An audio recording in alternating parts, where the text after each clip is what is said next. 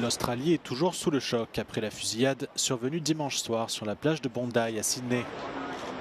Deux hommes armés de fusils ont tué 15 personnes et fait une quarantaine de blessés lors d'une célébration de la fête juive de Hanouka.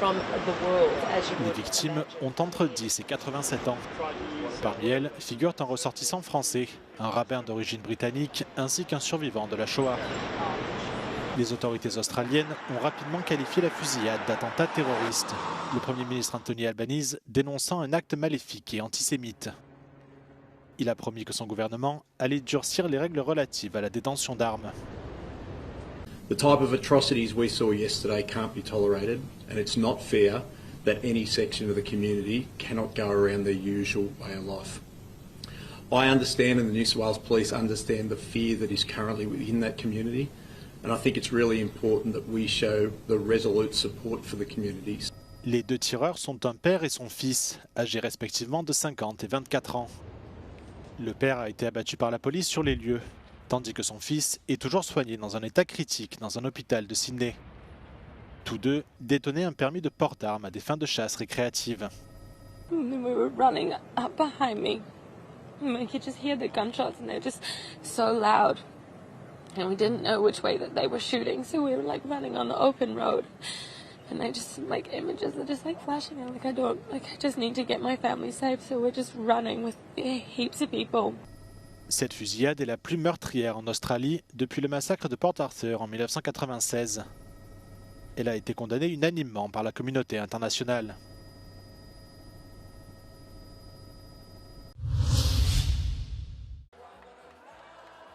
José Antonio Cast a remporté de loin l'élection présidentielle chilienne, marquant le plus grand tournant à droite du pays pour la première fois depuis des décennies.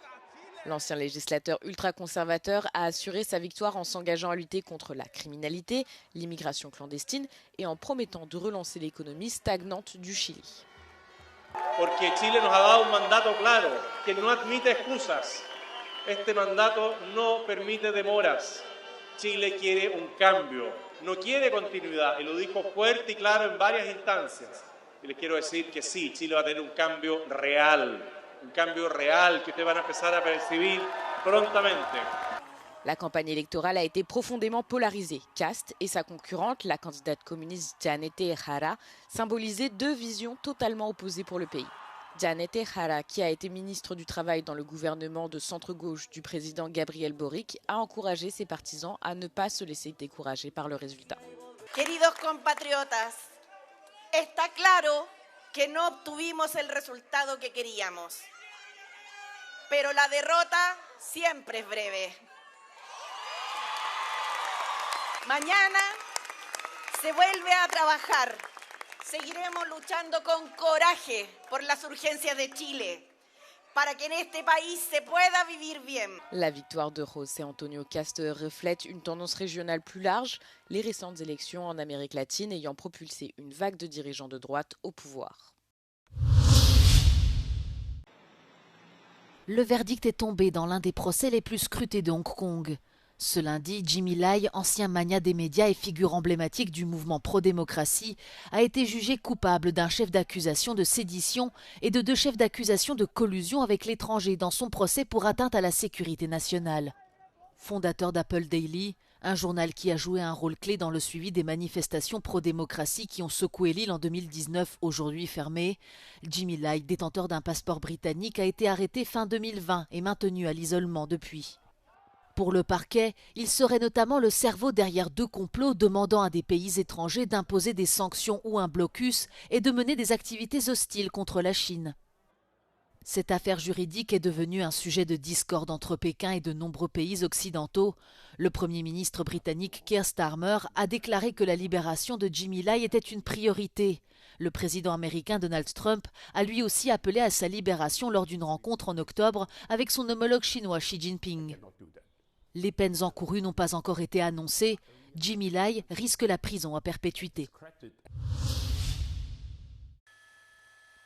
Une disparition soudaine qui endeuille le monde du cinéma. Le réalisateur américain Rob Reiner et son épouse, la productrice Michelle Singer-Reiner, ont été retrouvés morts ce dimanche à leur domicile de Los Angeles, selon un communiqué du porte-parole de la famille. En milieu d'après-midi, les pompiers sont arrivés sur le lieu du drame après avoir reçu un appel d'un membre de la famille qui a trouvé les 2 corps sans vie. Dans la foulée, la police a ouvert une enquête pour homicide apparent après avoir constaté plusieurs blessures à l'arme blanche. So at approximately 3:40 this afternoon, Los Angeles police officers, along with the Los Angeles City Fire Department, responded to the 200 block of Chadbourne Avenue here in the city of Brentwood. Upon arrival, they determined that there were 2 deceased individuals inside of the residence. The Los Angeles Police Department is now conducting an investigation at this residence here on Chadbourne, and that investigation will continue over the coming days. Rob Reiner était l'un des réalisateurs les plus prolifiques d'Hollywood, connu pour les classiques This is Spinal Tap, Stand By Me, When Harry Met Sally ou encore Misery. Michelle Singer-Reiner était une productrice, actrice et photographe accomplie et a collaboré avec Reiner sur nombre de ses projets. Après l'annonce de leur décès, les hommages ont immédiatement afflué de la part de célébrités et d'hommes politiques, dont l'ancien président Barack Obama et le gouverneur de Californie, Gavin Newsom.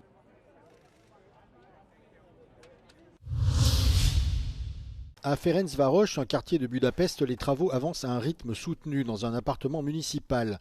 Plâtrerie et carrelage sont en cours pour permettre à 2 personnes sans abri d'avoir bientôt un toit. Cette année, le conseil du 9e arrondissement a mis à disposition 2 logements abandonnés depuis longtemps.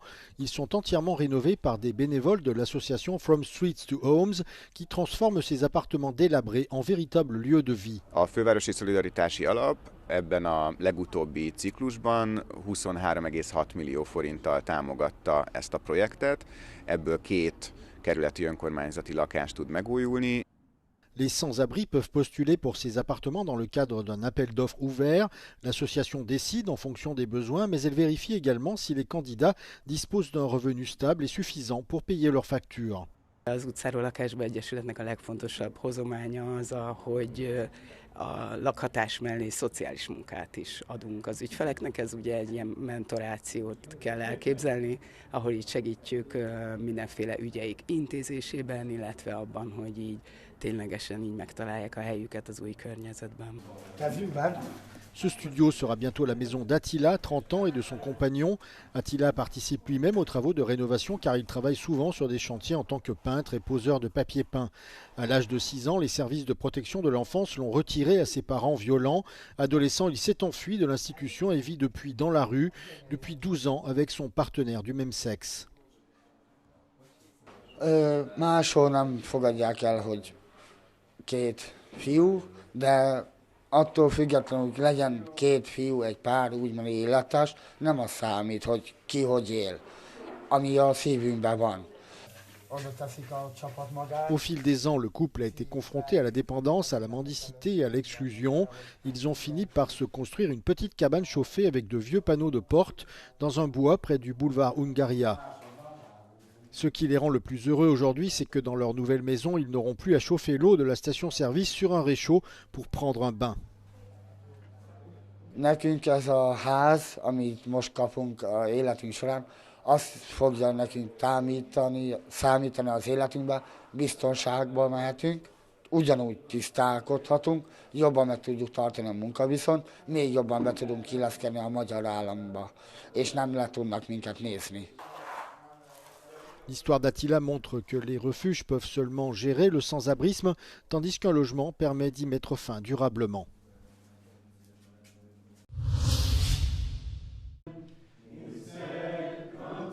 Chaque dimanche, la cathédrale orthodoxe Sainte-Sophie de Los Angeles se remplit de fidèles de tous âges venus assister à la messe. Derrière ces images traditionnelles, une nouvelle tendance qui se dessine aux États-Unis, la montée en visibilité de l'orthodoxie sur Internet et en particulier sur les réseaux sociaux. Pour de nombreux jeunes croyants, le premier contact avec la foi s'est fait par le biais de vidéos et d'échanges en ligne. Like most people, Orthodoxy came onto my radar through the internet. Chaque semaine, de jeunes fidèles se retrouvent pour des dîners-débats à la paroisse, un moment pour partager leurs réflexions, leurs questions et leurs expériences spirituelles. I don't want to be steered by my own desires, but rather what has been there for over 2,000 years. Converti à l'orthodoxie il y a près d'1 an et demi, Justin garde un souvenir très marquant de sa première expérience à l'église. And I remember being there, and it's like half Greek, half English, but I couldn't stop crying. It was just an hour and a half liturgy. I cried throughout the entire thing. Aujourd'hui, Justin voit dans sa pratique religieuse une véritable source de joie. They fast, they pray, and for some people this seems like kind of strenuous and arduous, but I look at it like exercise. So I feel like that's the difference between happiness and joy, right? L'augmentation de la visibilité en ligne de l'orthodoxie s'est traduite par 2 vagues de conversion au sein des églises. We noticed statistically a kind of initial surge during and immediately after COVID. And then what we've noticed over the last, let's say, 18 months or so, is that there seems to be a second surge. L'intérêt pour l'orthodoxie touche désormais un public de plus en plus diversifié. In the original surge, the surge was driven, the biggest increase was in single men, but it was almost matched by married men and married women.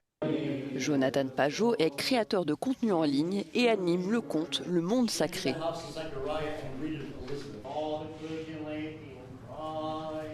A lot of the online Orthodox guys, we tell them like go to church in the sense that you can't live this in your mind online. Alors que l'Église orthodoxe aux États-Unis s'ouvre à de nouveaux fidèles, le défi reste entier, transformer l'intérêt né sur les réseaux sociaux en une communauté de foi vivante.